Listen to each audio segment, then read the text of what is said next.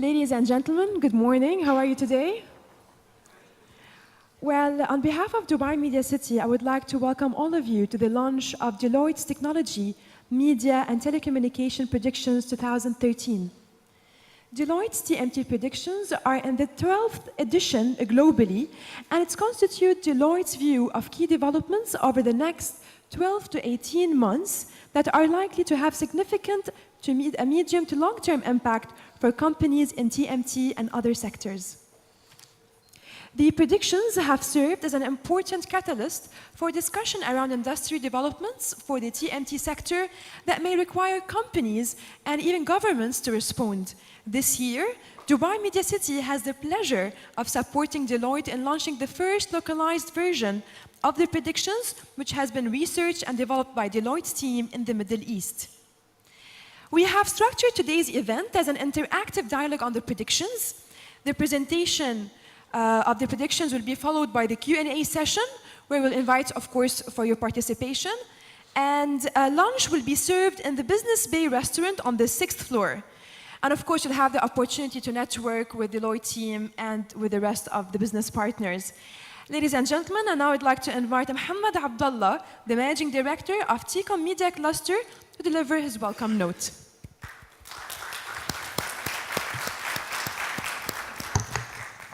We would like to welcome you all here today and to thank Deloitte for allowing me to speak briefly about the research that they are presenting. After 12 years of international predictions for technology, media, and telecommunications industries, it is fantastic that we now have such a report that is dedicated to the region. As a valued business partner of TCOM Investment, Deloitte leads by example in its efforts to provide fresh, new insight into a sector that is such a core component of the UAE's economy. At Dubai Media City, Dubai Studio City, International Media Production Zone, we are supportive of any measure that can increase transparency, raise awareness, and provide actionable insight into our industries in the region.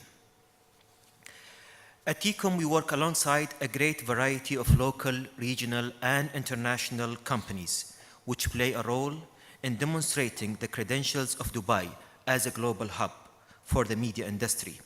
The information contained in this report can inform investment decision-making that could positively influence senior decision-making about this market in particular and the region in general.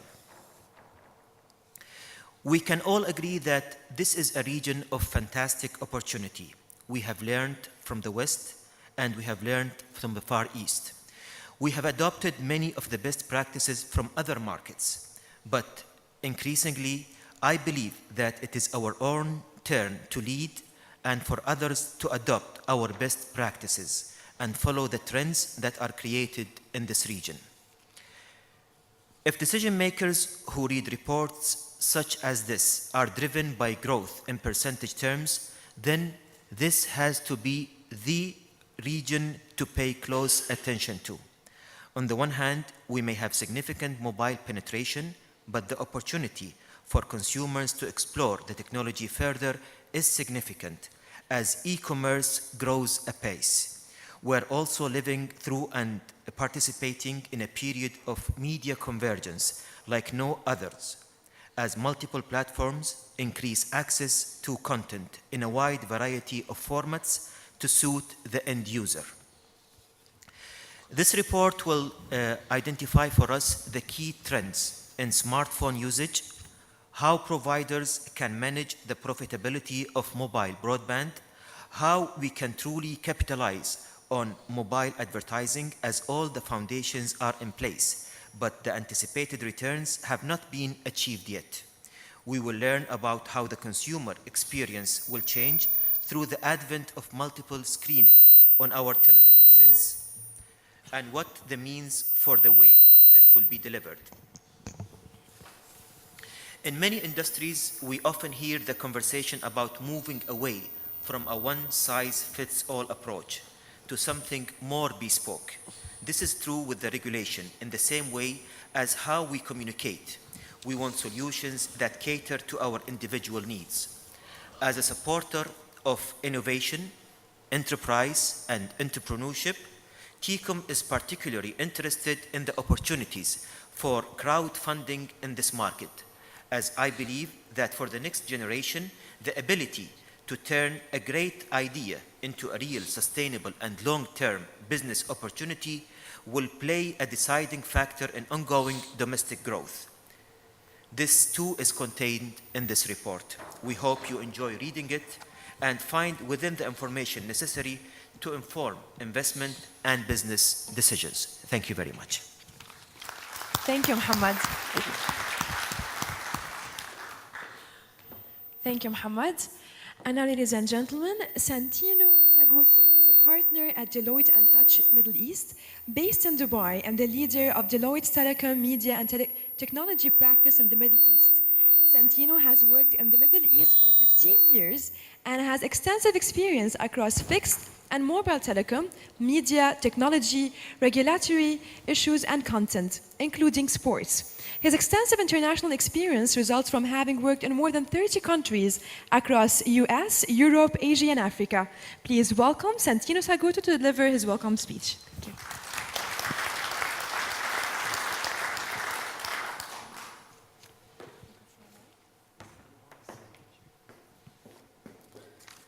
Thanks to everyone for attending this event. First of all, thanks to Dubai Media Cluster and Mohammed Abdullah. It's a pleasure also on this opportunity to team up together. Dubai Media Cluster, Dubai Media City remains a reference hub for Dubai, UAE, and the region as related to media. Thanks a lot for all your support. I hope you will enjoy this presentation. I will introduce to you Paul Lee, who is the person that in Deloitte is a master of predictions, or the predictions guru, as you may find out. It has been 12 years. Paul has been coordinating the development of the predictions. For the first time this year, we have a Middle East version, so we have adapted some of the content to the Middle East. So in the copy that you have seen on the chair, I hope you will enjoy some of the findings also as related to Middle East. Let me read the bio of Paul. Paul Lee is the Global Director of Research for Technology, Media and Telecommunication of Deloitte. In his role, Paul has authored over 70 TMT reports, including Deloitte annual predictions for the TMT sector. Paul has written 5 books, including Convergence Conversations and Digital Dilemmas. He has published the annual State of the Industry report for the Media and Guardian Television Festival, as well as over 30 columns in the Financial Times, specializing in analysis of current trends in the TMT sector from a numerical perspective. Paul is a frequent commentator on television, press, and radio, and has spoken at numerous industry conferences and was on the organizing committees of the Royal Television Society's Cambridge and London conferences. He has been having these presentations about 100 times in the last couple of months, all around the world. He's a predictions guru. So he's supposed to read in the crystal ball. So if you want to predict anything, your financials, lottery, or whatever, he may generate some new predictions today. I hope you will do that. You will see that Paul likes jokes. So if he says something that you think is more a joke than a reality, I suggest you ask a question to him. If he says that Samsung goes out of business in 2 years, before you sell the stocks, maybe you should ask if that's correct. And the last thing in terms of timing, we are supposed to structure with 1 hour presentation followed by 30 minutes, Q&A before lunch. Paul is a very good talker. He may talk easily for 5 hours without stopping. So I urge you that after 1 hour, you start asking questions, or you start yawning, or maybe you start leaving the room and you will realize it's time for Q&A. And said that, it's an honor to have Polly with us today.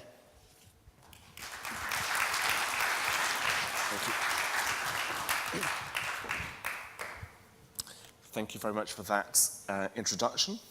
And it's a pleasure to be here, and thank you to you all for giving up your mornings to come to listen to our predictions. Now, one of the first challenges I've got, and I may need to call upon one of my colleagues, is to get this laptop working, because it's not mine. And I don't know how to turn it on. So I don't know where Gareth is, but if you can just get that working. Now, while we're getting this working, I just wanted to give you a bit of introduction to my role within Deloitte. So as you know, Deloitte is a large professional services firm. But what you may not know is that within Deloitte, there is a dedicated research team. And all we do within our research teams is try and understand what's happening in the market, and then talk to our clients and our friends about what we're seeing. So basically, I spend half of my year doing research. I spend half of my year talking about the research. And ideally, whenever I'm doing the research and communicating it, I'm learning from the people that I'm speaking to. And I've already had lots of great conversations this morning with people in the audience. And it's fantastic to see we have such a great, diverse group over here. And I'm delighted that we have a Middle East version of predictions for the first time. And thank you very much to my colleagues for doing that, and also for making the technology work. So just to explain what is predictions, because there are lots of versions of predictions which are out there. I think at the end of last year we did a count, and there was over 1,000 different predictions which were being distributed to on the tech, media and telecom space. So the first year that we did predictions, it took us about 6 hours in total to do. And basically it was a quick chat between a couple of colleagues. We wrote our thoughts down, and that was it. Now the process that we come up with in coming up with our predictions is basically we've got a large team of people who are constantly looking at what's happening. So for some time we've been forming ideas as to what could work in 2014. And what we try and come up with is a set of ideas which you think you have to take a position on. And the position is either to react or not to react. And in terms of not reacting, let me just give you some stats around the efficacy of the tech, media and telecoms market in the US. So if you look at the listed, the public companies in the US, and you look over the last 50 years, there is one thing that unites the tech, media, telecoms and also automotive sectors. And that is, if you look on the return on capital over the last 50 years, they're all negative. So, and you think about that, you've got some of the most successful companies in the world, companies like Apple, which has now got $145 billion in cash. You've got companies like Cisco, which has got similarly not as large, but also like many tens of billions of dollars in cash.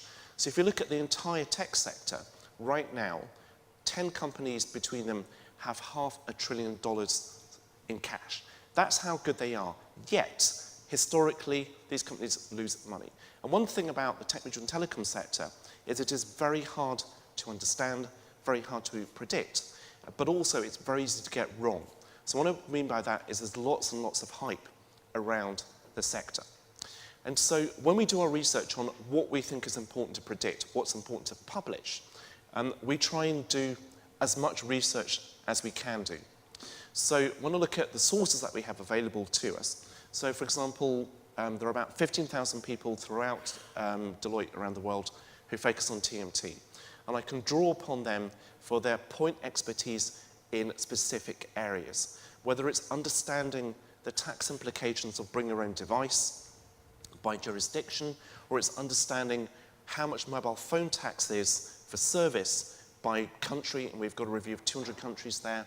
I can draw upon them for their expertise, and I aggregate their expertise, and I call it my own. And now also what we do is we do lots of local research, so we've done the Arab Media Outlook along with Dubai Media City. It's a fantastic tome, 250 pages, but it's worth reading every single page in there. We also speak to lots of industry SMEs. So I used to work for Gartner. I keep in touch with a lot of people who are at Gartner and at other places, and we trade views on how we see the market changing. I also speak to lots of investment banks because they have a different perspective on what's happening. They're looking at cash flows, they're looking at investment theses. That's the area which they're looking at. Now, one other thing that we do, so we do lots of qualitative research, and I do probably 300 interviews per year with people in the industry, many of whom have been long-term contacts.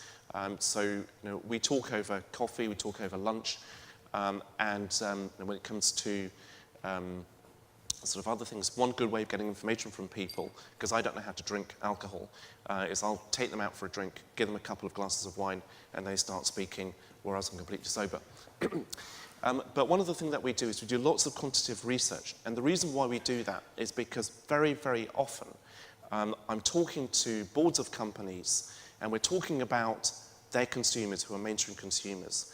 And a very, very common thing that happens in 90% of meetings is they start talking about their children and their family and their friends as if their children, their family and friends were typical of the population, of the median person in that country. And when we point out to them and say, actually, you're earning more than not just a prime minister of this country, but the cabinet, they still go, well, this is what my kids do. And when you say having an iPad each is not typical, they still think it is the case, which is one reason why we do lots of quantitative research to understand across populations how people are responding, what people are doing, so what the actual behavior might be. So we do research around mobile. We're about to do a survey of 20 countries around television, and we do research around media consumption, which we've done for, in that case, 8 years. And over the course of 8 years, we've learnt how to understand when people overclaim or when people underclaim as to what they say.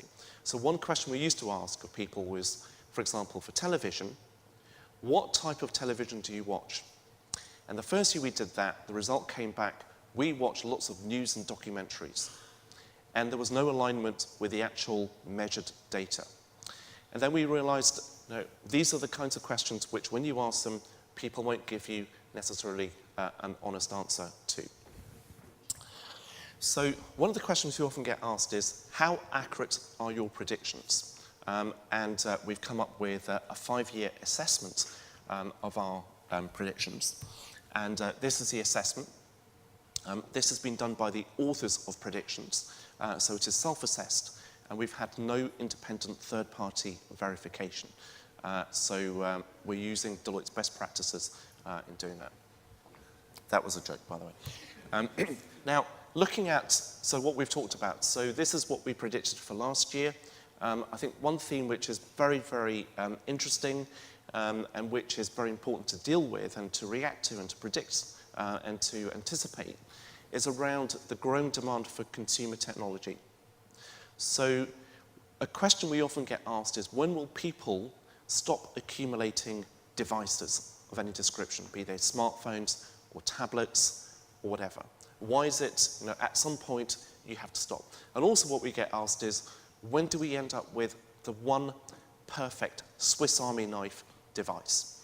The simple answer to that one is never, because what will happen is we will have more and more specialized digital connected devices. And one reason why that will happen, one key reason why that will happen, is because of what's called Moore's Law. So the fact that at a given price point, what you get for your money in terms of technology improves significantly every year in the long run. There are no other sectors, I think, which benefit from that kind of change and that kind of turbulence which that entails. So, to give you an example of this, so if you think about what's the price of a television set today, if you look back to the late 70s, the US market, the most competitive market for television sets, a TV set then cost about $400. You may think, that's not much money. You put it in today's money, and that gives you about $1,500, which would buy you a connected TV, several tablets, several smartphones, and computers. And in a few years' time, it would buy even more. So the affordability, the accessibility, and the impact of computing always goes up. Now, to try and show how this manifests, this is some research we have just released looking at the UK market. Now, the UK market obviously isn't the Dubai market, it's not the Middle East market, but it gives you an indication of what is a possible and I would say probable future. So what we've got here is UK households, self-reported data. We've asked them, which media consumption devices do you have? And we asked this question year upon year. And you can see laptop computers, high penetration, flat panel TVs as opposed to CRTs, also high penetration. Overall, it's about 98% in UK households. And what you can see is change. So the red dots, say for tablets, over 100% growth year upon year. And there aren't many categories which are going down. So the mobile phone category is going down. It's being swapped out with smartphones. Now, the number of devices people have on average in the UK now is about 11 and a half. And a year ago, it was about 10. So we've gone up almost 2 units of media consumption. And it'll probably happen again next year. So that we expect will continue for some time to come as people accumulate connected screens. Now, one thing that we find also when we do our predictions is that we tend to be quite unfashionable. And probably one of the most unfashionable predictions that we've written has been around the influence of the television schedule. Now, a common thing that we find when we talk to people in TV or people in technology is people want to be freed from what they call the tyranny of the TV schedule. So they don't want a broadcaster to tell them what to watch. They want to know, they want to be able to determine what they watch and when they watch it. And what we forecast is that in markets where people have the ability to choose what to watch, so they have high broadband penetration, they have high laptop penetration, they have high PVR penetration, so a hard disk recorder. What we anticipated was that 95% of viewing would be driven by the schedule. So for the UK last year, and the UK's got 80% broadband, 80% computer penetration, it's about 60% smartphone penetration, and 55% household PVR penetration. So every ability to avoid the schedule. And what we found was 97% of TV viewing for last year was driven by the schedule. So it was watched live or within a day of live. So with television, content tends to be very perishable. So that's why it's being driven so much by the schedule. And the point we wanted to make there is it's not necessarily about technology. It's about behaviors. And behaviors are core. They've been around for a lot longer. Technology is relatively recent. Bear in mind that in the early 1950s, there were 5 computers in the world. And I expect many of you have 5 computers in your living room of an evening. Or some of you may even have 5 computers of various descriptions with you right now. And looking at telecoms, one of the things that we mentioned last year was the emergence of a $100 smartphone class. And we calculated that about 300 million of the smartphones sold last year wouldn't be of the high-end iPhone or Galaxy type device, but would actually be much cheaper, less functional devices, costing about $100 before taxes and subsidies. So that was one of the predictions that we had last year, and which we wanted to follow on from this year. So looking at this year, what we're going to talk about is the telecoms predictions, then the media predictions, and then some of the technology predictions. So around telecoms, the headline result is what we're expecting for this year. This is the first year in which smartphones will ship over 1 billion units. There are very few categories of device which ship over 1 billion units per year. So it's a phenomenal quantity. And if you imagine that the ASP, the average selling price of a smartphone, is about $200, it is a very, very large market that we're looking at. So I remember a few years back, I was thinking of writing a prediction saying smartphone growth is over back in 2009, because I was thinking, people will give up buying smartphones because of the recession that was impending then. And in the end, we went with my colleague's view, which was no, smartphones will continue to grow despite the economic climate, and that was very much the right call to be making.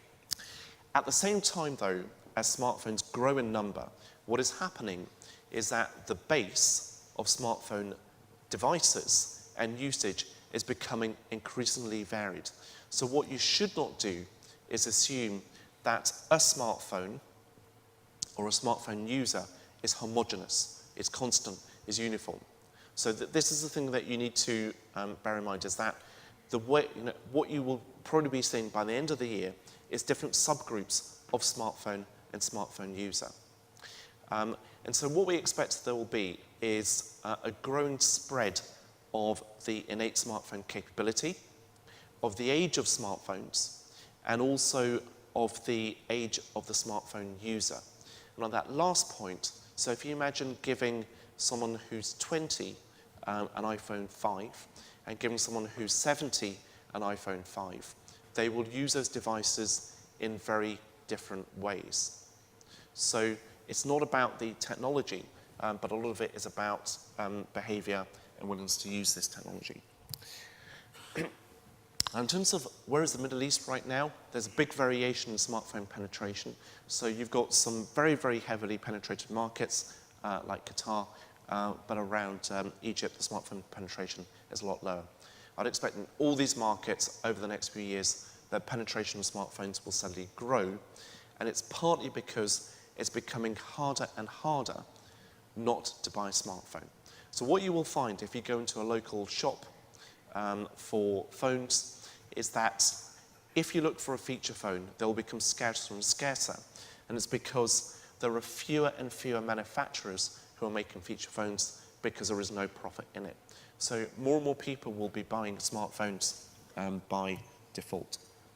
Now, in terms of what is a smartphone, there is an industry definition of a smartphone, which some of you may know. So it's a device which has an open operating system. So it's got a software development kit available for it. Basically, you can write apps for it. Very few people know, and even fewer people care about what the official definition of a smartphone is. Now, all these 4 devices here look like smartphones. Only 2 of them actually are defined as smartphones. So the ones on the left are the classic BlackBerry format, and the iPhone 4 are smartphones. They cost hundreds of dollars, and the ones on the right are obviously designed to look like a smartphone. So the one on the top right is a Chinese version of a BlackBerry, which probably costs a few dollars.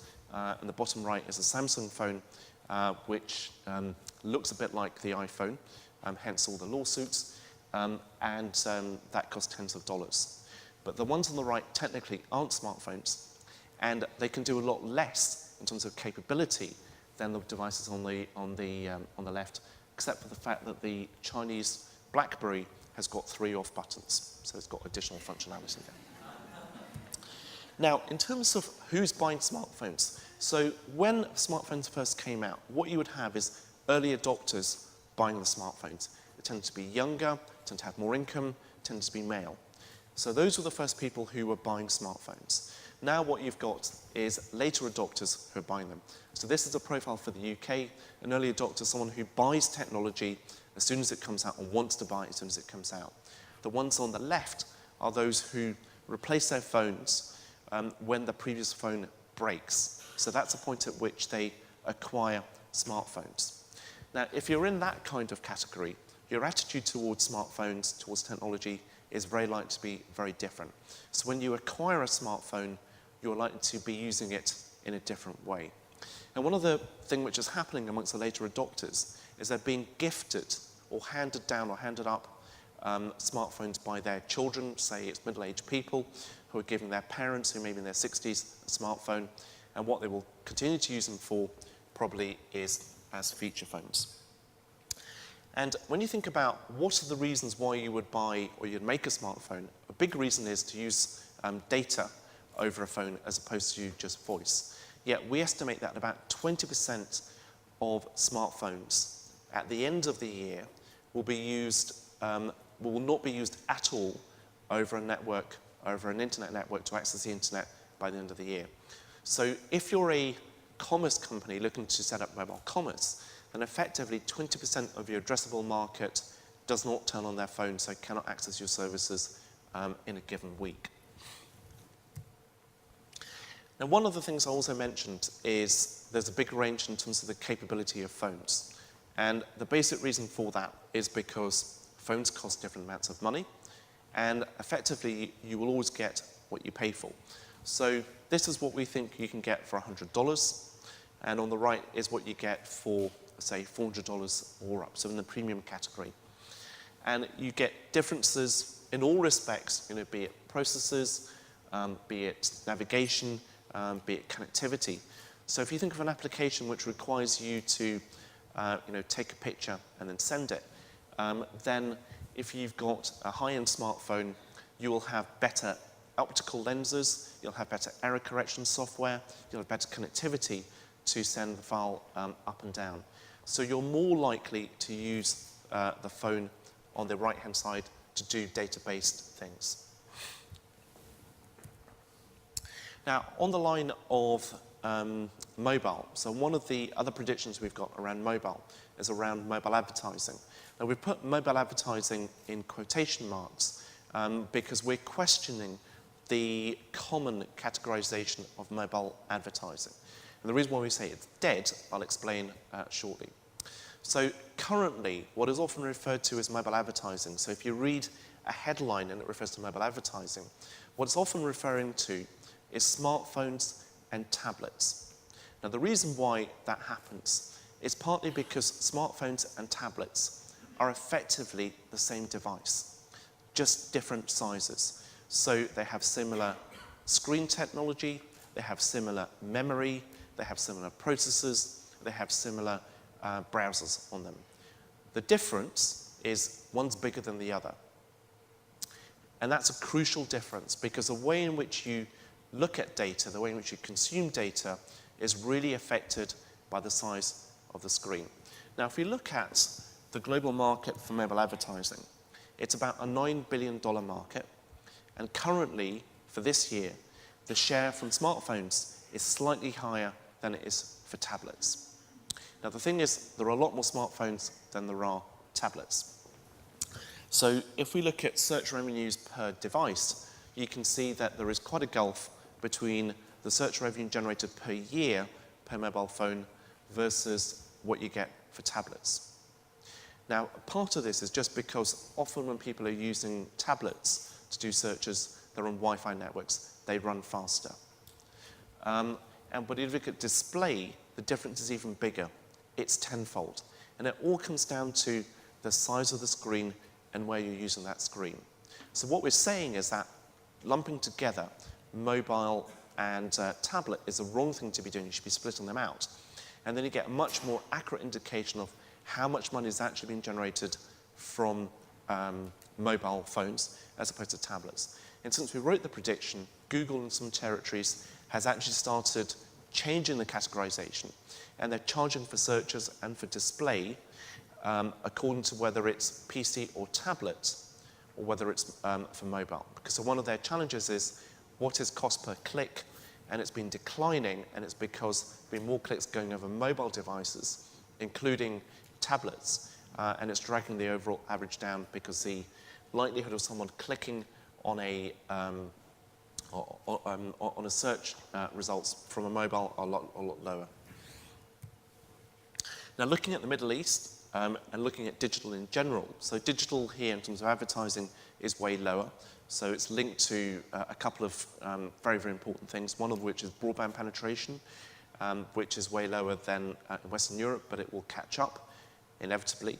And also it's linked to e-commerce. So generally, e-commerce and internet penetration and internet advertising are very closely linked together. So all of that will change over time. But if you look at digital in terms of share of overall advertising, at the moment it's 4. We expect it to go up to about 10 in a few years' time. But the thing about the algorithm, so we talked about the potential in terms of where we learn from. So a lot of what I'm saying right now has been driven, as was mentioned earlier, by Western Europe, by the US, by the Far East. But one thing, it's one asset which you have, which no one else has in terms of other regions, is how many young people you have. So younger people tend to be a lot more digitally active. And so you have a fantastic base in which to test lots of different approaches to advertising, to content generation, to content distribution. So if you look at the age profile of the region, it is very, very young. And the very young tend to be a lot more digital, tend to be a lot more interactive. And that's one thing which I expect you will draw upon over the years to come. And in terms of one area where you could be exploiting this is around apps. And last year we had a prediction around apps. We predicted the number of apps would go up to about 2 million apps overall. And the reason why we thought there was plenty of scope for the number of apps to go up was because there is so little local language app development. And we think that still remains the case. So if you look at the right-hand side, the language preference of browsing in the region is very firmly towards Arabic. But in terms of what the top 3 apps in are for the United Arab Emirates, they are still very, very few of them are still regional apps. So creating regional content, or even better, sort of national content, is one big opportunity for all you to have. And these charts, I think, are available in the predictions report for the region. And when it comes to successes, so for Dubai, what's been talked about is timeout. Dubai, and when it launched, there were 40,000 downloads, and that was regarded as a success. But it's worth putting that in context, because that's 40,000 downloads in a population of, about 8 million people. So if that's a success, then the bar for success is arguably still too low. So there's probably work to be done in that space. And in terms of mobile advertising, specifically for the region, the revenues are absolutely tiny still at this point. Now, also staying on the subject of mobile, so one other big development happening globally, but also in the region, has been the emergence of LTE. I was talking to someone last night when we were in Doha, and he was saying, so we're far behind what's happening in Western Europe. And what I was saying to him was actually, in many respects, there are probably countries which are ahead of, say, countries like the UK. So just to provide context, in the UK, we have one operator which has launched LTE so far. And I believe in the region, there are some countries where there are several operators which have launched LTE. So already, you are catching up. But what we're expecting for 2013, it's a year when globally there is a big momentum towards LTE. So far, LTE has been more or less a success in only 4 markets: in Canada, the US, in Japan, and Korea. And all other markets, even where it's launched, the demand for it has been pretty small. The ability for the demand to grow has been constrained by things like there aren't enough phones which work on LTE. But this year, I think it'll be a year for a lot of strong headlines around LTE. So globally, we'd expect there to be about 200 operators which launch LTE services. I think in the region, you will have well over 10 operators which launch LTE services in some respect. And in terms of subscriber numbers, you should see strong growth in that space. So what we're expecting is about a 17-fold growth in subscriber numbers over the course of a 2-year period. However, in some cases, what we see, though, is that some LTE subscribers are simply being recategorized as LTE ready. So in some operators, the high-spending customers are being labeled as able to access LTE networks, even if they don't have an LTE phone. So it's partly about making the revenues for LTE revenues look good. And when it comes to speed, with LTE you should get faster speeds on an even playing field, but you don't necessarily get faster speeds with LTE. And one other thing to bear in mind is when you have launch speeds of LTE, you will get tens of megabits per second. When the network gets busy, the speeds will drop to megabits per second. So if you look at the US, which has got a very busy network, when it launched, it was offering about 25, 30 megabits per second, which is very, very fast. And now that networks are busier, they're getting to 5 to 10 megabits per second. And when I've tried out using LTE in some markets of the US, it's been 1 megabit per second. So the speeds aren't necessarily that much faster. And one of the things also about LTE is that the cost of incorporating LTE has become very cheap. So a big challenge for any new technology is, do you have devices which can support it? And when it's $10 to add the capability into a device, it's a very low cost. But the challenge with LTE, just explaining it for those who are not from a telecoms background, is that effectively works at lots of different wavelengths. So if you think of an FM radio, what you have to be able to do is make phones which can work on lots of different wavelengths, and they vary by country. So I think in Saudi Arabia, where they're launching, it's launching on 3 different frequencies. So it makes it difficult to find a phone which can work on all of those different areas. Now, one of the big questions that we often get asked is, so what will LTE do which is different?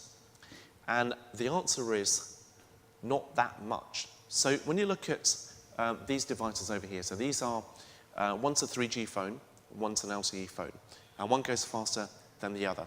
And that's effectively it. But what that means is that things like internet browsing or attaching photos to email get easier, or sending larger attachments to emails.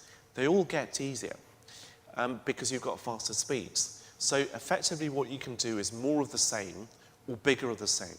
So brand new applications generally won't happen. Now, the next slide is showing one of the examples of a company. So this is one of the operators in the UK, and one of the adverts it has, talking about what you can do with 4G or LTE. And for those of you who've been in London at some time, you will know that London weather, even in the summer, is not like this. So it's a bit of a studio shot over here. So lying down in the grass in the British summer is not good for your health. And the second thing is, if you are looking at this screen in bright sunlight, there are no screens available which actually work, which allow you to look at a colour screen in bright sunlight. There are lots of prototypes being built. There's a company called Qualcomm which has been making screens which allow you to do that, but nothing's available right now. But the most important thing is, mobile networks, what they're good at is big range. What they're not good at is high speed. So there's always a trade-off, which is determined by the laws of physics. And so the cost of watching television on a phone, if you have a fully balanced cost, should be, say, over $5 per gigabyte. Now, 1 gigabyte gets you between 2 and 4 hours of TV. So it's not very much television to watch. So, this is possible, technically, but it's not very probable. So you really have to watch something because the costs are high, the experience is pretty small, and television's been made for bigger and bigger screens. And again, it'll be very damp on that grass over there. And this is just looking at, how is LTE being priced? And this is one of the big debates which is happening right now. And if you're from a telecoms operator, you're probably thinking, how do we make LTE pay for itself, or the 4G pay for itself? So as was mentioned, I've been talking about our sets of predictions for the last 4 months.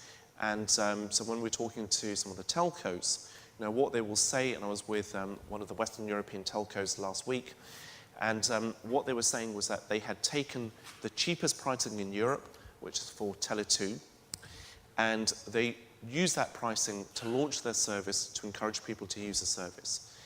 And they said, but our big worry is, how do we get the prices up again? Because they're selling at a price which is below their cost. That is a challenge. And I think often what happens is, with mobile, there is this view, well, let's make mobile broadband cheaper than fixed broadband. But that's very, very difficult to do. It's very difficult to sustain. And I think when it comes to what happens to networks over time, you'll always have a blend of networks. In fact, there are more and more network technologies which are coexisting. So if you look at mobile, the speeds will always get faster. You'll have more and more technologies. So those are the technologies which you already have: 2G, GPRS, Edge, HSPA, HSPA+. You've got LTE coming in. You've got LTE Advanced coming in as well. So you can get up to 300 megabits per second if you have one user. But Wi-Fi will always be faster. And short-range connections, i.e. a cable, will always be faster still. So you get trade-offs, and so long as you work within those trade-offs, everything should work fine. Now, in terms of LTE deployments, I mentioned that LTE works at different frequencies, and these are what we're seeing for the Middle East region. So it's every frequency from 800 to 2300. So I don't think there is a single phone which supports all of these different frequencies out there right now. And that's a challenge which will be solved, but the solution won't be this year, it'll probably be next year, and it won't be cheap. So it'll be the high-end phones which will have the ability to work on all these different networks. So roaming on LTE will be difficult. And in terms of what's the outlook for pricing, we don't know yet what will happen. So there are different options. So one of the options being talked about is shared data plans, where you have one data plan from which you can fuel your tablet, your smartphone, etc. The freemium models whereby in exchange for subscribing, you might get some content for free.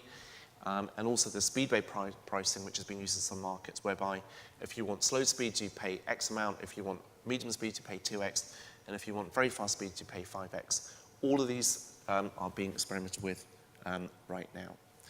And at the moment, what my colleagues are saying is that at the moment, there is no clarity as to what the outcome will be for the Middle East in terms of what the pricing will be. Don't feel this is a Middle East problem. I would say this is an issue everywhere. So the big challenge for mobile operators everywhere is working out what the pricing should be. The only exception I'd say to this would be in the US, where there is a good relationship between increased capex and increased revenues. Now, in terms of pricing, so as I mentioned, one of the big challenges is how do you get mobile data pricing right? So mobile voice has worked very well, text messaging has worked very well, but both of those are in decline. They're under a lot of pressure at the moment. So what we see emerging is what we call all-you-can-app, which is a middle ground between metered pricing, so you pay per megabyte, and all-you-can-eat. And this is all-you-can-eat, but on a per-application basis. So it's a slight twist to this. And so if we look at, this is some research we did last year in about 15 countries, and what we're asking is, how would you like your pricing to be? And this is some results here for Russia, but we have this for lots of other countries. And so for Russia, about 30% of the respondents, what they were looking for was to have a fixed amount per month for limited access to each of the applications that they use most. And in Russia, as with other countries, what they were looking for most was things like communications, like email and social networks as well, and also a bit of content like YouTube or Google Maps.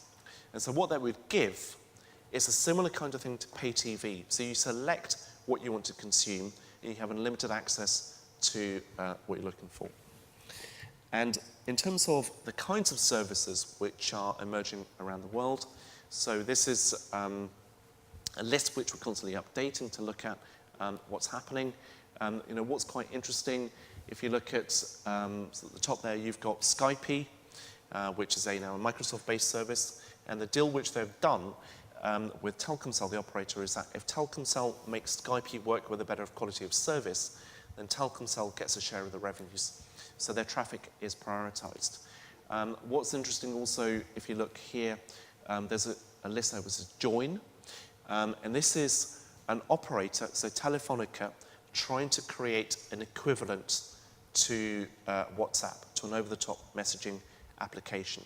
And the idea is that all the operators offer Join, and so the operators together provide a competitor to WhatsApp. Now, the reality is that generally operators don't have a good record of cooperating. And so if you look at, say, that the Vodafone version of Join, it is different to the Telefonica, which is Mobistar version of Join, which is different to the Orange version of Join. So it is difficult to get collaboration from the operators to try and combat services like WhatsApp. And in some cases, what's happening, so for example, Facebook has done some deals in some territories whereby mobile data access is free if you're using Facebook. So it's not just a fixed rate, it is actually free. And it's a similar thing with Google searches in some markets. And also you get content. So at the top there, you've got Spotify in Germany is done deal with Deutsche Telekom, and it's €10 or $12.50 for unlimited access and unlimited data access to music. So there's a good combination happening there. Right, and a final comment around mobile broadband is, if you look at the Middle East, one of the big focuses now is about increasing monetization rather than just increasing usage. And what I'll do, I'll skip over this prediction over here around spectrum and move over to media. Now, the first prediction we've got around media is around television and high-definition television. And what we expect to be happening this year is it's the first year when we see the emergence of an even higher definition television standard emerging. So it's called ultra-high definition, or it's also called 4K. So it offers 4 times the resolution of current HD. And in fact, I think I saw this when you exit the Dubai airport, there's quite a few adverts from Sony for 4K television, which are out there. Now you might think, what's the point of having even higher resolution television? And the answer is because over time, people will start to expect it. A couple of reasons for that. One of them is because screen quality on small devices has got really good, to the point where it can't get any better. So mobile phones 10 years ago were the poor relations in terms of screens to televisions. Now TVs are the poor relations of small screens. So on smartphones, tablets, and some PCs, the resolution is such that you can't see individual dots. It's a phenomenal experience. When you get used to it, you don't want to go back. So when people are going from small screens to large screens, they may see a growth in pixelation. And that growth will grow over time because TV sets are getting bigger and bigger. So this is some measured data up to 2011 for TV set sizes in the UK. And you can see the average set grows and grows and grows in time. As the TV sets get bigger, the demand for, the expectation for HD and over time UHD becomes greater still. So, and I expect, as in this region, as in most other regions, because you can buy bigger and bigger TV sets for the same amount of money. Now, up till last year, I would have characterized 4K as an experiment. So it's something which people knew they could do, but it wasn't commercial. So what we think for this year is it's becoming very commercial. And to give an idea of how ready it is in some respects, you've got about 60 TV sets which now support 4K. And when they first entered the market last year, the Sony TV set for the 84-inch version was about $25,000. But now they have a smaller TV set, which is about $5,500. So it's a massive reduction in cost which is coming through. Last year, if you wanted to shoot in 4K, it was difficult to do that. There was mostly prototype equipment. But Sony's brought out cameras like this, and there are companies which are buying several hundred units of that camera to capture in 4K, even if they're broadcasting in HD. And in cinemas, I expect most of the cinemas in Dubai already screen in 4K. Because over the last 2 or 3 years, most blockbuster movies have been available in a 4K version. So it's very likely you've already seen 4K content if you've been to the cinema in the last 2 years. Now the big question is, how much 4K content is there? So a lot of people think, will 4K be another 3D TV? And I'd say the answer is, I don't think so, because a lot of existing content can be remastered, so sort of altered with relatively little modification to create a 4K version. So for example, Lawrence of Arabia, which is 51 years old, has been remastered into 4K. There's a recent TV series called Breaking Bad, which some of you may have seen. I've never seen it, so I've got no idea what it's like. But that's being, all 5 series are being remastered into 4K. Funny Girl, which is a 1971 film with Barbra Streisand, is being remastered into 4K. And what they're saying is, and they're remastering it, is that the image that you will see of it is the original image the producer or the wanted to create, or the director wanted to create. So normal technology as of the 70s could not show that film with the clarity that 4K can do. So it gives a new lease of life to lots of content. Now, as well as movies, another big genre which generates lots of revenues is football. And the next World Cup will be shot in part, or at least filmed in part, in 4K. And there's quite a few matches, for big matches, which are already being filmed experimentally in 4K right now. And also one genre which does very well is nature. So the BBC has commissioned a documentary on meerkats in 4K, and Sky has also commissioned a documentary on pandas in 4K. So you'd expect every cute animal out there will enjoy a 4K makeover over the next few years, because you can monetize that work over the course of a decade, so it has a long lifetime. And if you wanted to watch 4K content right now, you had a 4K monitor, you can go onto YouTube and watch riveting content like ink drops in water, or you can watch a beehive as well. And if you look over there, you get a great targeted advert from Google for everlasting boilers. So they obviously know that everyone who's looking at pictures of beehives in 4K needs boiler servicing. And in terms of what you broadcast it at, it's basically 20 megabits per second is the rate at which it'll be broadcast. Satellite TV, I know, is very popular over here, and basically there is plenty of capacity with satellite to broadcast in 4K. It requires a new compression standard called HEVC, but it makes all of HD more efficient. Now, in terms of the Middle East, the reaction here has been a little bit more skeptical, although I'd expect amongst the wealthiest families, they're already buying 4K TVs. 4K is very expensive. It is not a mass market proposition. But what tends to happen with new technology is the price of technology drops very, very quickly. So we've already seen a $25,000 to $5,000 reduction in price. So there's an 80% price reduction within the course of a year. And when you get to 5,000, so next year it may be 3 and then 1, and the accessibility of that will go greater and greater. Now, also one development which you may think is a little bit far off, but you already have services in this space, is around what we call over-the-top television. So it's whereby you access TV content over the internet. So there's companies like Netflix, which are launching services in this space. And what's often expected is that these services will be very competitive to existing broadcasters. Now, what we expect will happen is that these services will actually benefit existing broadcasters most. So what people want from television content, is a content which they enjoy watching. And often there is a view that people want to watch whatever they want. And I would say they would prefer to watch whatever people choose for them, and part of what is chosen for them is what other people are watching.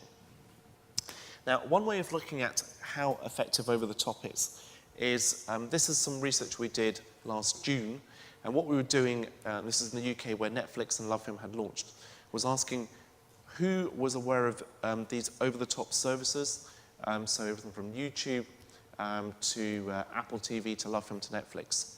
And what you can see is the awareness of these companies is pretty high, and the usage of them in the last month is a lot lower. So going to the website is a lot lower. Now, if you ask the same questions, but looking at the broadcasters on-demand services, you can see that the usage of these sites is way, way higher. So just to explain what BBC One means in this context, so one other thing we asked all respondents was, which channel do you watch most? And so you've got the responses for all the 5 major channels, which represent 75% of all the viewing in the country. And what you can see is that people who watch BBC content most, or claim to watch BBC content most, are also those who watch their on-demand service most. And if you look at ITV, which is the commercial channel, one of the commercial channels. Then those who watch ITV most are also those who use the ITV on-demand service most. So what you see there is a correlation driven by brand. So what people are looking for is a content they're comfortable with, that they enjoy watching, which they trust a channel to choose for them. They're not looking to go to the back catalogue in general. There are always exceptions to that, but they're not looking to do that. Now, in terms of the Middle East, there's a lot of development around OTT services, which is fantastic to see. And they're driven by telcos, by distributors, by broadcasters, and by pure play providers. So who's winning out of this contest at the moment? So what we're seeing is that it's broadcasters' propositions which tend to be resonating best. Now, it's early days, but I'd expect it will be the existing brand owners who have the existing stars who will do best, or who have the existing entertainment content or news content which people are familiar with. But I expect that's what will be happening over time. Now, in connected TV, I will talk about this very, very briefly in the interest of time. But basically what we expect to see, so a connected TV is a television which has internet access built into it. And we'd expect globally for there to be tens of millions of TV sets sold with internet access built in. And in the region, I'd expect there to be about 20% of TV sets to be sold at least with internet access built in. But what I'll also expect is that in most cases, so 99% of cases, the connectivity was not the primary factor for that person acquiring the television set. So basically, connectivity is coming with the TV set, but it's not being chosen as the main reason for acquiring that TV set. And the reason why that's happening is largely because in most cases, there is no reason or few reasons why you would need to use that connectivity. So when it comes to websites, they don't really work on a TV set that well, not from a technical perspective, but because it's difficult to use. When it comes to social networks, then I would expect most teenagers would not want to reveal their conversations to even their siblings, let alone their parents, on a TV set. So those things probably won't happen. And also what's worth bearing in mind is that if you want to do connected TV today, and if you have Wi-Fi, and if you have broadband and a laptop, all you need to do is buy a cable to connect your TV set to your laptop. And in the UK, it costs about £1, including postage and packaging, to buy that cable. And you have effectively everything you need to do connected TV, except it works a lot better than a TV set with connectivity built in, because the connectivity will be high quality, the processor in the laptop will be high quality than what you get in a TV set. And one of the other predictions we've got around the media sector is what we're calling the emergence of dual video screening. So what that refers to is where people are watching two streams of television or more in the same room. And it may be two people watching two streams, so one stream each, or it may be one person watching multiple streams. So when it comes to what do you do with all the second screens which are emerging in people's houses as they're watching television, one of the answers may well be watching more television. And in fact, when it comes to second screen usage by hours of consumption, I'd expect that for Western Europe, the majority of second screen consumption of TV content, be it in the form of apps or TV itself, will be driven by just watching additional TV content.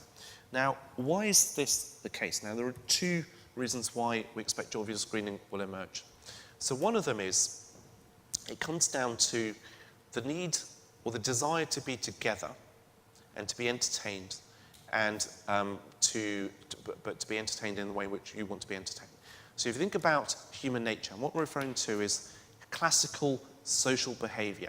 So not the Silicon Valley version, where you communicate via an IM platform or via a social network, but we actually spend time together. And so, this is a typical scenario in many homes, want to spend time together. The thing is, if you spend time together, you have to have a harmonious time together. So it's best not to talk. So what you do instead is you watch television. But that in itself leads to its own disputes. So you have disputes over what to watch. And that's been an issue ever since there have been multiple channels. And the emergence of even more choices have just made that problem worse. They've just exacerbated it. So there have been many approaches at trying to solve this issue. So this is one approach from the 90s. So this is a TV set with two tuners, and what they offer is what's called picture-in-picture. So one person watches a little picture, the other person watches a big picture, and both people are unhappy. So what you move to in 2013, where the technology is available, so this basically happens wherever you've got broadband access, is one person watches the main TV set with the TV set speakers, and someone else is watching on a smaller device, often a tablet or a laptop, and often listening with headphones. And in most markets, the big TV set is being watched by a woman, and the small TV set is being watched by a man. And as was mentioned, I've been to lots of different countries this year, presented this scenario, and in all countries I've been to around the EMEA region, with the exception of Poland, it's always been the woman who's controlled the main TV set. And often it's been a TV set bought by the man with a size limited by the woman, and she's watching Strictly Come Dancing or something like that on that. And I don't know what that says about human behaviour. So this is one scenario, and this is another scenario whereby what you see happening is you have consumption of multiple streams from the same event. So, for example, a tennis tournament at the beginning, you'll have multiple games happening, and the scheduling may also be such that there are several matches you want to follow which are on at the same time. Now, one way of dealing with that is you can watch one thing on TV and follow the other one via text commentary on the internet. It's okay, but it's not ideal. So describing a volley with words is sometimes imprecise, particularly if it's fast-moving action. So what people are moving to is following multiple events using video. And the availability of OTT content allows you to do that. So one thing which happened with the Olympic Games last year, which was a surprise, is in the UK you could watch up to 24 different sports. So, and you'd have things like athletics, and then about 20 sports which you'd never heard of and never cared about, except on every 4-year basis, like someone throwing a wobbly stick into the grass 80 meters away, that's called a javelin, or someone throwing a very heavy hammer. That kind of thing gets people excited every 4 years. But what people started doing was bring together all the TV sets in the house, so the kitchen TV, the tablet, and the laptop, into the same room, and then following the main action on the TV set. And every time there was a chance of a local person winning a medal, then people would swap channels. And on some days, there'd be about 3 or 4 medal chances within an hour's period. So people got very excited, and that's what they were doing. And I expect that will happen more and more. And what broadcasters are doing is offering more and more multi-channel experiences because the technology allows them to do that.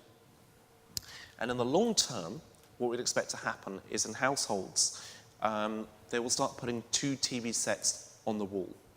Now, that might sound preposterous, but I was talking to someone earlier who was saying that he's remodeling his living room to accommodate a larger TV set. It's going for 60 inches is the size that he's looking at. So you can see all the time we're looking to actually expand the space that we dedicate to the shrine of television in our living rooms. And at the bottom there, I've got an array of 8 TV sets. And some of my colleagues in the US who are sports fans have up to 9 television sets on their wall. And when it comes to Saturday and it comes to a big sports day, they're watching or they're following 9 different games simultaneously. Part of it is just ostentation, but part of it is what you have to do to be a big fan. And when you look at the region, one thing which may happen, so you look at the size of households here and trying to get everyone together. So in some regions, you may not just have dual video screening, you may have triple video screening, quadruple video screening to accommodate the fact that you have large households, all perhaps wanting to watch slightly different programs, but also wanting to be in the same room together. And when it comes to younger people, what we found from research in the UK is that the youngest people are those who most want to be in the same room when watching television. The older people tend to be more happy watching on their own. So I suppose as you get older, you get more grouchy and irascible. And in terms of the possibilities over here, I think what will happen is that this kind of behavior will grow in line with the availability of OTT content and the availability of fast broadband. Now, looking finally at technology. So one of the comments that we've heard a lot over the last year has been around the death of the PC and how we're in a post-PC world. And so to counter that prediction, our prediction is the PC is not dead. Now, we're not saying that the PC market is growing in terms of volume, but what we're saying, though, is that the PC as a tool is a mature device, and the usage of it remains pretty solid. So when you look at usage rather than unit sales, there is very much a strong kicking heart in the computer. And what we refer to as PC is laptops and desktops, and we include Apple computers within there, even though there are any sort of diehard Apple fans that probably hit me for calling an Apple MacBook a PC. Now, the reason why people get very excited about the death of the PC is when you look at charts like this is one of our own, you look at tablet sales, they're growing very quickly, but it's always easy to grow very quickly from a low base. So you compare those numbers there to the so if the PC market declined by 10% this year, it would still be 315 million units per year.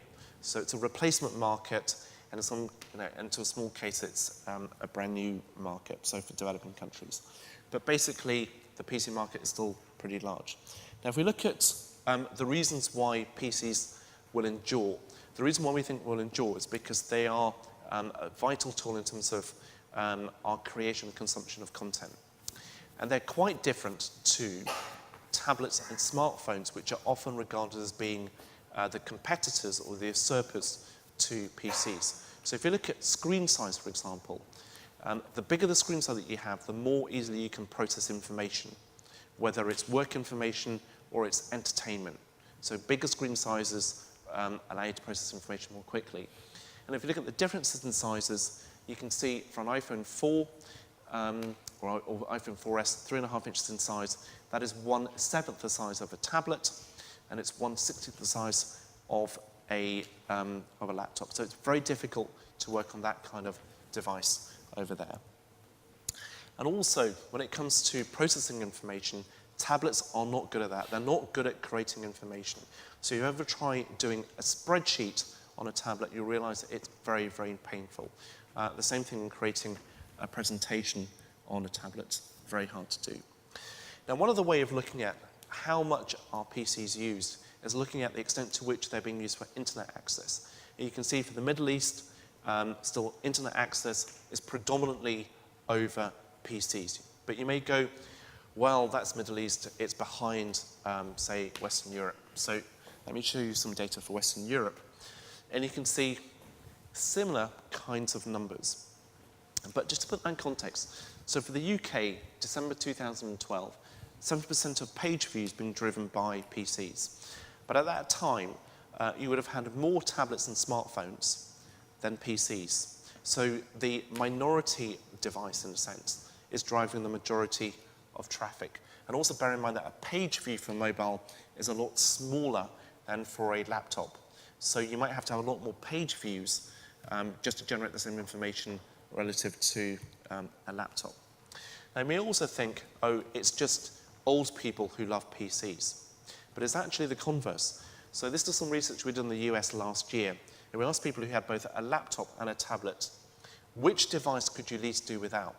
And the younger people, so the millennials, so 16 to 20 to 34, trailing and leading millennials, were those who could least do without a laptop computer. So, and it's actually the older people who are most likely to give that up. Now, the final prediction we want to talk about was around what's called crowdfunding. And what that is a self-service internet-based platform to allow people to raise finance and people to give finance. And it's been regarded as a kind of an alternative to venture capital, although when you look at the amounts involved, you see it's a much lower level. So you probably will have read about, there's a new watch called the Pebble, a new games console called Ouya, and there have been several games which have been developed using crowdfunding. So what people do is they contribute small amounts, so maybe $10, $20, to take a stake to fund a project. And it works. But to give an idea of the scale of it, this year we expect this kind of funding to be $50 million globally. So it is pretty small in the large scale of things. And this is also happening in the Arab region. So there's been one very critically acclaimed film which was funded via crowdsourcing. I expect that to continue to happen, but always bear in mind that the numbers involved are not that big. And one other challenge is that if you start looking for larger amounts of funding, you probably have to start creating a prospectus, which makes it a lot more expensive to raise money in that way. Now, those are some of the predictions that we have. So this is a view on some of the predictions that we've got. These are all points of view, I would stress. And in the report that you've got on your seats, you'll also see at the back we have listed quite a few of the sources that we have there. So there's 8 pages of sources. So this is my point of view based upon the research that we've done. But please always feel free to come up with your own points of view out there. And also in the endnotes at the back of the report, we put more detail around some of the areas that we've looked at. So if you really want to know more about what an LTE chipset with support for Russian GPS as well as US GPS will cost, then it's footnote 150 something. But basically that's where we've buried a lot more of the detail around the predictions that we've got. So I'm very happy to take any questions, as long as I can provide answers to them. Yeah. Mm-hmm. Like today, the consumers are, I mean, I'm a very Apple fan, but I don't see that there is progress or there is, new things coming from Apple smartphones. Do you think that it will go into the Nokia zone within 2-3 years? Because like you see their competitors, which is Samsung, is taking over their market share, and they're coming with new ideas. Like since 2 years, there was no creation of anything, real thing coming from their smartphones or from their tablet, iPad. So where do you think that Apple is going, especially after Steve Jobs? I mean, in terms of where Apple is going, one thing I have to state is that we're not allowed to provide investment advice. So this is just personal opinion. Your personal opinion. But basically, what we, what I see happening with technology, what I referred to earlier, is, when you look at the challenge for technology companies, it's very hard to stay at the top of your industry for a long period of time. So there is something called the topple rate, which is a rate at which companies last at the top of their profession. And for tech, it's unusually short. So you mentioned Nokia. 6 years ago, that generated the majority of profits in the mobile industry. And now between Samsung and Apple, it's almost 100% of profits. I think at some point in every company, you get to a point where you have generated so much investment and goodwill, and you've generated so much cash for a certain form factor, it becomes very hard to change. And when I look back at what Apple's done in the past, so you may remember they used to have an iPod called the iPod Mini. It was their best-selling iPod, and it was a fastest-growing product, and they killed it and replaced it with the iPod Nano. But they did that to stave off the inevitable decline from that form factor. And at some point, you have to take a view and you have to go, right, we have to come up with something brand new, because the evolutionary path, the constant iteration isn't good enough. And I'd say that's where Apple is right now in terms of its, in terms of the iPhone. So the iPhone is a phenomenal product, but at some point, everything plateaus, and you have to come up with a new way of generating new growth. And I expect, what they will have to work at is how you address lower price markets, because for premium products, and their average selling price of an iPhone is still over $600. So what they've done is absolutely amazing. But there is a finite quantity of people who can, through subsidy or otherwise, support $600 for the cost of a phone. So if they're to grow, then they have to come up with other variants of the device but remain premium. And I think they can do it. And I think they've got more of a period of stability which is coming through at the moment. My name is Bilal Sabouni. I'm from Pearson and the American Business Council in Dubai. Thank you for the very good presentation. And I say good because I think it would have been great had it been delivered in 2012 or better 2010. To me, giving predictions of 2013 when we're already in May seems a little bit like cheating, but I'll give you the chance to kind of shine and put you on the spot and ask you to give me a prediction of the 3 sectors for 2014, and then as much as possible, maybe 2020. Yeah, I mean, the thing, so when we predict, we look quite far out and we bring back to the current year. And the reason why we do that is because when we do long-term predictions, the normal reaction, the constant reaction is, I can't cope with 5 years, let alone 1 quarter. So we put a lot of effort 1 year into doing a 5-year predictions, which were pretty accurate, I'm glad to say. But the reaction that we got from it was, bring this back to me in 5 years' time.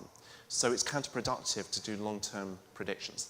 What we're predicting is what we think needs to be reacted upon in this year. So when we look at, say, the 4K prediction, I wouldn't have done that in 2010 because I had no idea what would be happening in 2012, which would allow the prediction to happen in 2013. So I wouldn't have said that in 2011 or 2010. I mean, technologies take a long time to mature. So a few years back, we did one prediction around 3D at the cinema. We said it would have its first $1 billion year. Now, I could have predicted that for 78 years and been wrong each year before getting it right in the 79th year. But it's not the right way to do it. So what we try and do is call it at the right time because you have to get the timing right. So calling 4K earlier wouldn't have been the right thing to do. And then around smartphones and 1 billion units, again, there are multiple factors which are affecting that trajectory. And again, 2010, you could have made that call, you could have got it right, but it would have been a guess. Whereas what we're trying to do is make a prediction as opposed to a guess. So that's what we're looking to do. But you mentioned you're from Pearson. So for example, one thing you'll be talking around, and one thing which has been talked around a lot is colour and e-ink. And e-ink and colour and newspapers will be a fantastic combination. And I've seen that technology. It's absolutely brilliant, but it's not commercial. So I'm not going to make that call unless to say it won't happen. And it's a lot easier to say things won't happen than to say things will happen. But colour, e-ink, bendable screens, absolutely wonderful technologies, but no one is making them because no one will put a bet on them. So I won't predict that that will happen, but that could revolutionise the newspaper industry in terms of giving people a very lightweight newspaper replacement, which doesn't weigh much more than a newspaper. Because the thing about tablets and newspapers is they are 750 grams, whereas a newspaper is about 75 grams even when they're pretty thick. So it doesn't work there. And also for textbooks, they would work very well. But there are lots of issues around there as to why they won't work. So there's a lot more that we don't write about than we do write about because we're excluding it. So, sort of augmented reality, Google Glasses, that kind of thing, it comes up again and again. And Google Glasses, I can't provide a view on because I haven't tried it. So I'm looking to try it in the next few weeks. But I expect there are many, many challenges to it. But we don't want to write about anything until we've got as close as possible to coming up with an empirical view on it. Thank you. Hi, I'm Abim from MBC Group. Hi. Can we just go back to the charts that you showed us about the all-you-can app? And my question really is, are you contending that that might be the way to solve that, that conundrum between OTT providers like yourselves trying to put the content out there in super high quality HD, the expense that, ultimately will result in for the cable providers? How do you see that playing out? Yeah, I mean, it's a very good point there. So, when it comes to consumers, consumers don't understand how big file sizes are, and they can't be expected to do that. So what we're ending up with at the moment is, if you go on a metered basis, so for the consumer, they pay twice. They pay for the content, and they pay for the connectivity. And that is too much to expect. So the All You Can app is blending that together. And there are good examples of where that's working. So Amazon with the Kindle with a 3G version, if you're buying content via that, you can be anywhere in the world. And if you're subscribing to a newspaper, that content comes through and the connectivity charges are already accounted for. So it provides a lot more predictability for the consumer, but also provides predictability for the content producer, because they can have a better idea of what revenues they might be expecting. But at the moment, you've got this tension between the connectivity providers and the content owners over sort of who's paying for content. And whenever we go and see telcos, they go, oh, those very rich media companies are exploiting our networks and using up all our bandwidth. And you go to the media companies, and they go, those extremely wealthy telcos, they're using our content to drive their broadband sales. Now, everyone benefits from each other, and also if you look at device vendors, everyone is part of the same ecosystem, and everyone needs to get their fair, sustainable share from that. And you need to add consumers to that, and they have to have a proposition which they can understand and whose pricing is going to be reliable. And there's one carrier that we spoke to, and they mentioned that one of their customers went on holiday, had an application running in the background, and their bill was $120,000 for a week. And for most families, that's a bit of a problem. I think, yeah, mine was sort of following on from that, actually. Where do you see a resistance point from consumers in terms of paying for all these devices, subscriptions, services? Is it just a bottomless pit? Right. When it comes to, television, we're not seeing much resistance. So when you ask people, are you paying too much for your TV content if they're on pay TV, they go, yes. When it comes to actually cancelling their sports subscriptions, it doesn't happen. Right. So you may see lots of research on the US market, including from us, which is a little bit worrying, where people are saying, okay, 9% of Americans are going to give up their cable TV subscription. Never happens, because that's the hypothetical view. The practical view is it doesn't happen. When it comes to published content, then there is definitely a drift away from paying for content. So you think people are more happy to pay for a coffee than to buy a newspaper or a magazine. And I think what people are doing is that they are investing a lot more in devices, and they expect the devices on that content to be free. So we talk about apps, and for example, the Android platform, in most countries, the majority of apps which are downloaded are free, and the narrow majority of Android phone owners across all the platforms, across the low end to the high end devices, they pay nothing on average per month to download content. So they expect the content to be for free. They have to pay for the content, but they expect games, they expect news to be free. So what's resilient at the moment is pay TV. Nick Grandy, Channel Sculptor. Almost all your predictions have related in some way to handheld devices, tablets and phones. Android is becoming the predominant operating environment for these devices, and is a relatively open environment for development.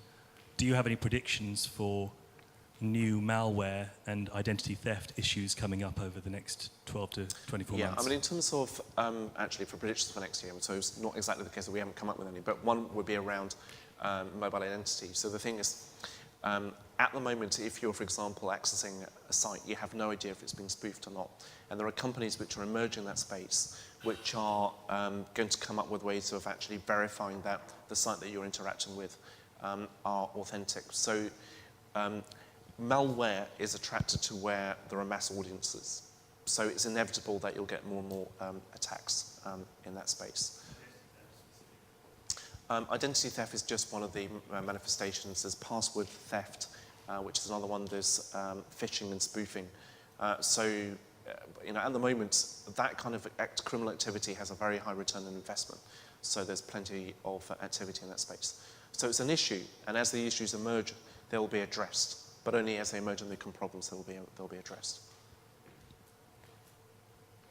I had a technical question relating to measurement of mobile advertising. So if you've got a tablet which is purely Wi-Fi enabled or 3G and Wi-Fi enabled, but the user happens to prefer to connect via Wi-Fi versus 3G. How's that captured? How's that categorized in terms of mobile advertising spend? At the moment, it would tend to be categorized by most individuals. So it's the underlying operating system which tends to be driving the categorization. And so you've got the same operating system working on both. So that it tends to get captured as as mobile. The fact that it's Wi-Fi or not doesn't really matter. But in many respects, it is significant in that things like mobile search matter a lot more when you're outdoors. So you're more likely to be at the point where you're about to acquire something. So the typical thing is looking for something to buy. Now the challenge with the mobile search though is often that the bandwidth is too low to do the search and then to click on the results. So as you get to faster networks, you should get a better result happening. But what I find amusing is whenever I see demonstrations of mobile search, they're always done via a Wi-Fi link. Hi, it's Gareth Deere from Ipsos. Just had a question about online video. So I saw a prediction from Cisco that by 2015, 90% of internet traffic will be video. Mm-hmm. And then in your presentation, it talks about the PC is not dead, and so much internet traffic is going on to or being consumed by PC and laptop. Do you think that this video trend might be a big game changer in that? I mean, in terms of video, the reason why it's 90% of traffic is because video is such a large file. So, if you compare an MP3, one way of putting it, there was one of the CTOs, one of the operators, his comparison was 3 minutes of YouTube is equivalent to 500,000 text messages. So that's the opportunity cost, right? So the reason, so you may have 10% of consumption being video, but 90% of internet traffic. It just uses up lots of capacity. That's the reason why. So you could send, so if you think about a gigabyte, it is 2 to 4 hours of TV, or it could be weeks of IM communications. So that's the reason why. Now, in terms of will that impact on PCs and video, PC, not very much, I don't expect. So people will tend to consume video on the largest screen they have available. So if they're commuting and they want to catch up on television, they will make do with a smartphone or a tablet if they have it.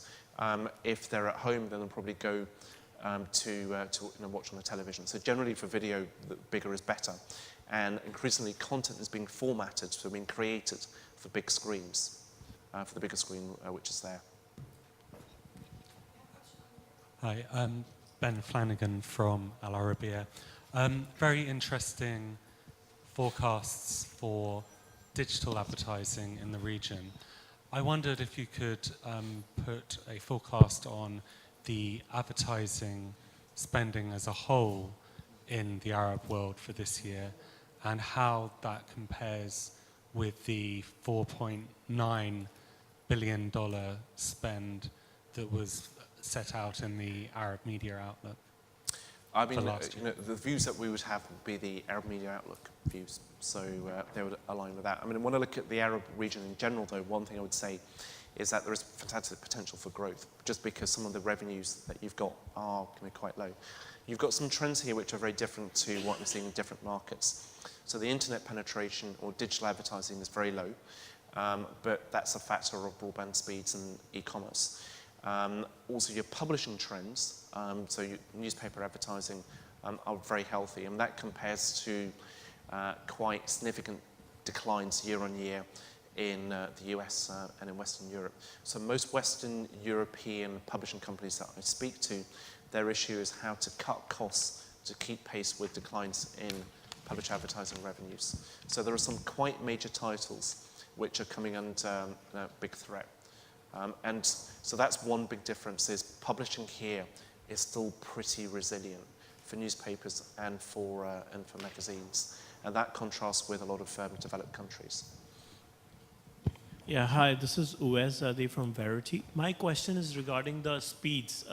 I'm seeing a lot of analysts talking about, because there's certain inherent limitations in the way that data is transmitted over the GSM networks, right? They were on TDMA, they have to shift on to OFDMA. That transition is happening, you know, and it will hit certain roadblocks. So a lot of analysts are talking about that the majority of the traffic consumption of data on the mobile devices will shift towards Wi-Fi, at least in the major metropolitan centers. It would not be the telco networks. Instead, it will be the all-pervasive Wi-Fi networks, maybe backboned or backplaned somehow together. But do you agree with that, and what's your take on it? It depends on the country. So if it's compares like the UK and the US as being at different ends of the spectrum. So the US has got quite a different approach to, so their investment in mobile infrastructure is significant in absolute levels and at relative levels. And there, the usage of mobile is a lot higher. Their investment in LTE and the reach of LTE is such that there is probably a slight move away from Wi-Fi to LTE at the moment. It's temporary, I'd say. If I look at the UK, the caps on data usage are slightly lower, so they came in about 3 years ago. But broadband prices are very, very low. So in the UK, the usage of Wi-Fi on smartphones is a default. So I think about 70% of smartphones which have been provided by operators are Wi-Fi devices by default, and they go into cellular networks occasionally. So it depends on the country, it depends on the quality of the mobile network, it depends on the quality of the fixed network. Now in terms of who gains, most Wi-Fi provision is by a telco. Either a fixed telco or a mobile telco. So it all comes back to the operators. And then also you've got anomalies like in China. So China Mobile has rolled out, they claim, 2 million Wi-Fi hotspots. And I stress claim there. But they're saying that the usage of the Wi-Fi hotspots is going down. And it's partly because of a growth in 3G. Excuse me. But also, their Wi-Fi hotspots are based on a Chinese standard called WAPI. And to put it bluntly, it probably doesn't work that well, which is one of the reasons why that's happening. Paul, we can take 2 more questions, and then you can continue conversation at the lunch. Okay. Yeah. Yes. Go ahead. You mentioned something about LTE uptake, including in this region, and that there will be a relative considerable uptake of LTE by end of this year. So how is this going to change or affect the smartphone landscape? Knowing that I think you mentioned somewhere in here that it costs about $10 to insert the LTE chipset, but we don't see much of LTE-enabled brands in the market. Yeah. We know that iPhone are struggling to have their LTE-enabled phones, commercialized across the globe, and I think that maybe Samsung is the predominant player now. How do you think the landscape will look by the end of the year for smartphones? Yeah. So one thing which is happening next year is Qualcomm has brought out a chipset or announced a chipset which works on multiple bands. So it works on about 40 different frequencies. So expect that chipset will go into phones next year. And that will allow you to work in multiple different regions, but that will be for high-end phones. So what I'd expect to happen is that more and more phones will support LTE. But if they are lower price phones, they will support LTE in relatively few frequencies. So the more frequencies they support, the more expensive the chipset is. But basically, I'd expect LTE availability in handsets and demand to grow steadily over time. And which brand would you think would be the predominant one, say in 2000? Sorry? Which brand would you think would be the predominant one, say in 2014? I don't see any brand at the moment particularly standing out. So when you look at Apple, it's got LTE in the iPhone 5, and it's got different variants of it. At the moment, I think, although it didn't split out the numbers, I think about half of the sales are for iPhone 5, which have got LTE, and the remainder are non-LTE. But at the same time, LTE rollout is pretty, let's say, emerging. So there's, you've always got this chicken and egg situation for the operators, whereby, when do they push a new technology, and it's when there is a big addressable market. And at the moment, there is a small but growing addressable market. So I can understand the lag between sort of the rollout of the networks and the availability of the phones. One last question over there. Hi, Paul. Thank you for the presentation. One last question from my side. One of the predictions you had there was around big data. And I can't remember the exact phrase, but you basically scored yourself 3 out of 5 around how big data will be. And I just wanted to know, or your opinion, why did you guys score yourself 3 out of 5, and where do you see the trend of big data going? So I know it's quite a complex discussion, and we probably need hours to go through this in detail, but just, very high level. Yeah, I mean, the prediction we were making last year was that big data would be a significant market, but it wouldn't be perhaps the stellar market that some people will be talking about. The challenge that we saw wasn't around the accumulation of data, but around the analysis of it. So basically, there aren't that many people who have the ability to analyze big data, and that is a roadblock. So it's not technology, it's its resource. Now, the reason why we gave it 3 out of 5, I didn't write that prediction, I didn't do the assessments, I don't know exactly why. But I can find out and let you know, but I don't know why it was given a 3 out of 5 for that one. But the issue remains, the cost of big data analysts is, in some markets, it's $250,000, is what you get for being a reasonable big data analyst. Thank you, Paul. Thank you very much. On behalf of Dubai Media City and Deloitte, we thank you for attending this event. And of course, we can continue networking and the conversation with Paul and the Deloitte team over lunch. Please join us on the 6th floor. If you don't have a coupon, I'll provide to you on the door, and the hostess will guide you to the restaurant. Thanks a lot, and enjoy the rest of your day. Thank you very much.